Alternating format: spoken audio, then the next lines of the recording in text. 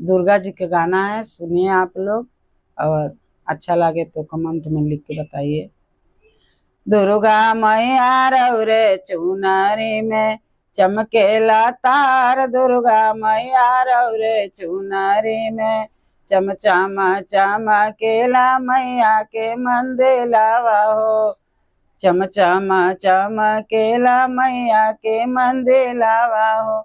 मामा महकेला मामा महकेला मैया के दरबार, दुर्गा मैया रौरे चुनरी में चमकेला तार, दुर्गा मैया रौरे चुनरी में चमकेला तार, दुर्गा मैया रौरे चुनरी में चमचम चमकेला मैया के मुकुटवा हो।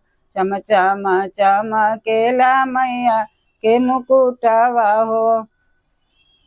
मामा महकेला मैया मामा केला मैया के दरबार, दुर्गा मैया रौरे चुनरी में चमकेला तार, दुर्गा मैया रौरे चुनरी में चमकेला तार, दुर्गा मैया रौरे चुनरी में सोने के कंगनावा कालाई बीचे चमकेला, सोने के कंगनावा कालाई बीचे चमकेला।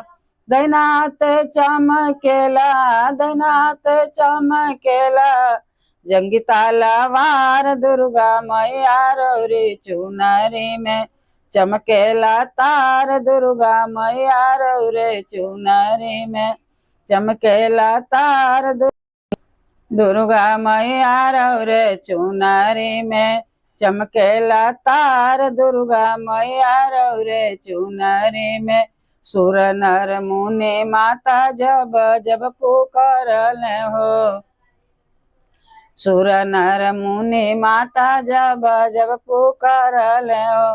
धरती पर आके हर लो, धरती पर आके हर लो धरती के भार, दुर्गा मैया रौरे चुनरी में चमकेला तार, दुर्गा मैया रौरे चुनरी में चमकेला तार, दुर्गा मैया रौरे चुनरी में चमकेला तार, दुर्गा मैया रौरे चुनरी में शोभ के मरलू ने सोम्ब के मरलू हो। सोम्ब के मरलू ने सोम्ब के मरलू, सोम्ब के मरलू ने सोम्ब के मरलू। धरती पर आके मैया धरती पर आके मरलो, धरती पर आके कैलो राक्षसन के संघार, दुर्गा मैया रौरे चुनरी में चमकेला तार, दुर्गा मैया रौरे चुनरी में धरती पर आके कैलो, धरती पर आके कैलो राक्षसन के संघार, दुर्गा मैया रौरे चुनरी में चमकेला तार, दुर्गा मैया रौरे चुनरी में चमकेला तार, दुर्गा मैया रौरे चुनरी में चमचम चमकेला मैया के मुकुटवा हो। चमचम चमकेला मैया के मुकुटवा हो।